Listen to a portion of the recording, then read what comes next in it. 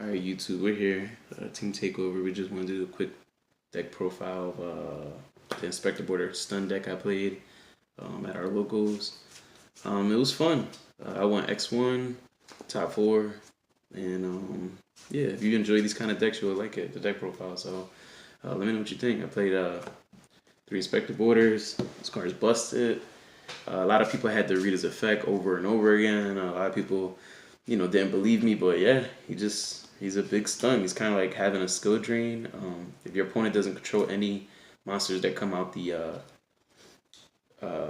extra deck, if they don't control any type, whether it's a fusion, synchro, exes, they can't activate a monster effect. So if you summon Candina, you can't activate her effect. You summon Oviraptor, you can't activate his effect. So you have to have something out first that's from the extra monster, the extra deck. If you have that, then you can activate a monster effect according to how many types. So it's a bit hard to explain, but once you understand it, you start realizing how busted this card is, and it's really hard to play around. Pendulums, they could play around it. They just have to pen.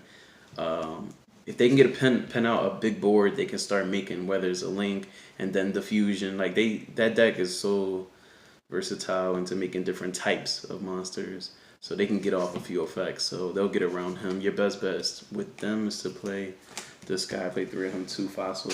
He's an OG stun card, and your best bet with them is him. Him and like Moonmere Shield. It's pretty much just game. It's hard. They can't beat over Moonmere Shield. They can't special anything to do effects to pop him. They can't really do much. So yeah, 3 and 3. I bumped this guy up to 3. He's really good. Us not being able to search our decks, which this deck doesn't care too much for that at all. They just care about our draw power and that's it. So it doesn't affect us. This card is really powerful and able to negate a special summon is just too powerful. This card right here stuns. It's like a draw on legs. It's just really good. So I ended up bumping him up to 3 and only playing the 1. Even playing this guy at 1, he's so powerful. He's just so good. Once he was out in the field, everything goes to the banish, gets banished instead of going to graveyard. So this guy is just really powerful. So I didn't want to cut him completely. So I play the 1 macro Cosmo and then I play like him. So having 2 of that ability is just really powerful. But that's a monster count. I just play 10, even 10. Some people pay 9, some people pay more than that. I think 10 was perfect. Maybe cut this guy and leave the 3, the ratio of 3s of each of the other guys, but maybe. I don't know. Like I said, 3 moon mirror shields. This card is busted. It's so good.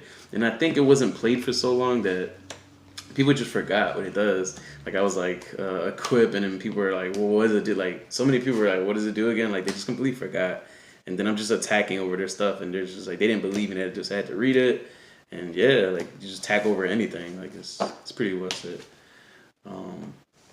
3 pots, a standard. 3 Call to the Mind, a standard. It's a draw power. You need it. A lot of times if you see this, you're going to see this. A lot of times if you see this, you're going to see this. So they kind of work hand in hand. It's really, really good. I don't play Pot of Desires. I've never been a big fan of that card, but this right here alone is just already, you gain so much advantage and so much to hand. So this is very good on its own. I don't think Pot of Desires is necessary whatsoever. You don't want to ban it. You play a small monster count, then 10 is not a lot of monsters. I don't think so. Even when I played Dracos, the same thing. Desires sometimes was more of a problem than it was a help. So if you banish your monsters, you lose. So it's the same problem in Draco. So you don't. I just didn't play him in this one. It just worked out so well. 3 of this guy, Wing. This one's good. It's permanent. It's a permanent boost, and it protects them, your monster for that turn from a kill. It's not like from anything, but just that one time. It gives them like 1 other life. Same thing with this guy. It basically gives them another life, but it equips. So if this one's destroyed, then they lose the boost. So it has its benefits because this one's 800 boost and this one's 5. But this is permanent, so it's pretty good. But they're both just good in their own ways. It's good to max out on those though, because you need the protection. Like people, they're even if you summon like a monster to stun, it doesn't mean like that's just game.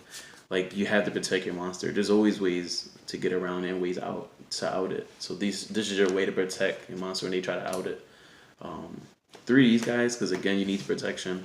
Because like yeah, you have monster negates and you have monster. You stopping the special summons, but like what is stopping their spells? What is stopping their Rakekis? What's stopping their torrential tributes?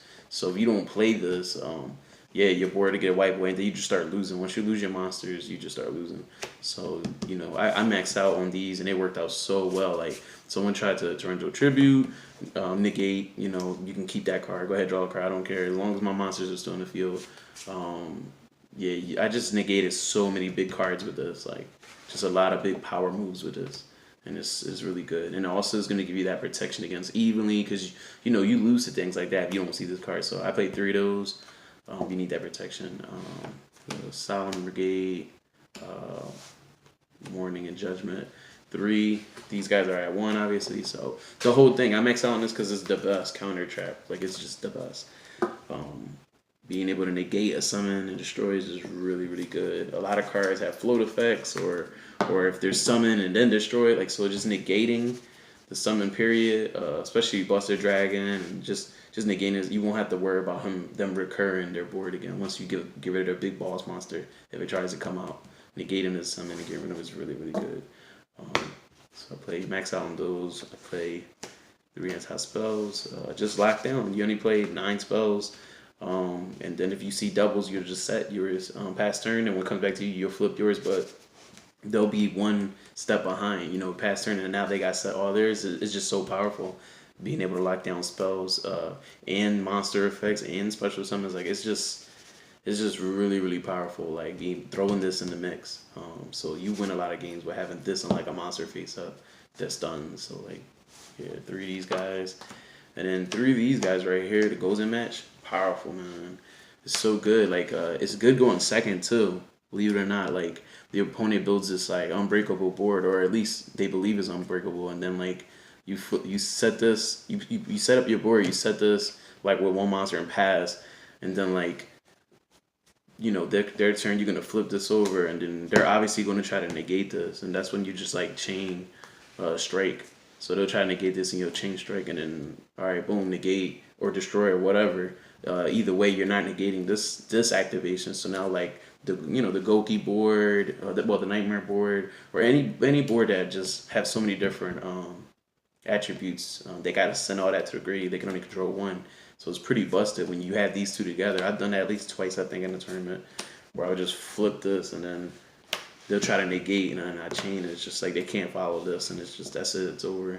Like they have to send all that to the graveyard. It's just pretty much downhill from there.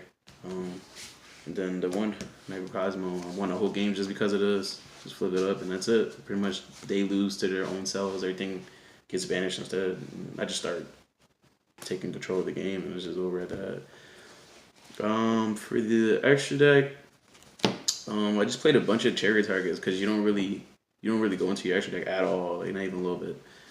So I just play a bunch of cherry targets, Helix, the Noble Chick, Electromite. This, and just in case I saw my teammate who plays Gem Knight FDK, I put this in here for him. I didn't. Fortunately, I didn't have to play him and go into this. Because I don't like playing against the FTK. You don't automatically lose. This is your best bet, is trying to hit this with cherries, but thank God I had to play. So, yeah, this was Sky Striker, Borlo, and just a bunch of the big guys that I thought could be problematic. Like this guy, in case they're trying to require Legend Hand, I guess. Just anybody. You have all the room in the world, so Daft, Cyber Dragons, Toads, Abyss. This guy, just in case they try to hit you with that like corny move where they just spit him out automatically. Gaga Cowboy, just because like you can make him in case you're like going into time and like you just need to burn for damage or something. And then like funny story is Buster was supposed to be in here, so he's not in here. This is not what I played, and I played against ABCs, and then I sided in my cherries thinking that I put Buster in my extra deck. And when I went to Cherries, I couldn't find him, and I'm like, "Where's Buster?" And yeah, I just completely forgot to put him in, and I felt so sorry. So I just ended up hitting like I think it was like his burrow load or something like that. But he even said it was like game two. He even said he was like, if you'd have just cherried Buster, you'd have won that game. And that was literally my only loss that day too. It was game two. I won first game, and I had to cherry second game. And if I would have cherried Buster, I would have won. He even said it, but yeah, he ended up pushing it to game three, and he won in game three. So it was just like, yeah, it's all good. Every day's not Christmas. I forgot. Don't ever forget Buster. He is a problem still, so definitely put him in there. For the side deck, I played three droves. I played a lot of hand traps for the side deck. I just didn't want to lose to like the FTK. I didn't want to lose to like um, the Goki. You know, rip your cards out your hand. So I just played whenever I went second against those. I would put in hand traps. I put three cherries. You know, yeah, I hit a soul or hit wherever you need to hit. Two ashes, three rare reboot.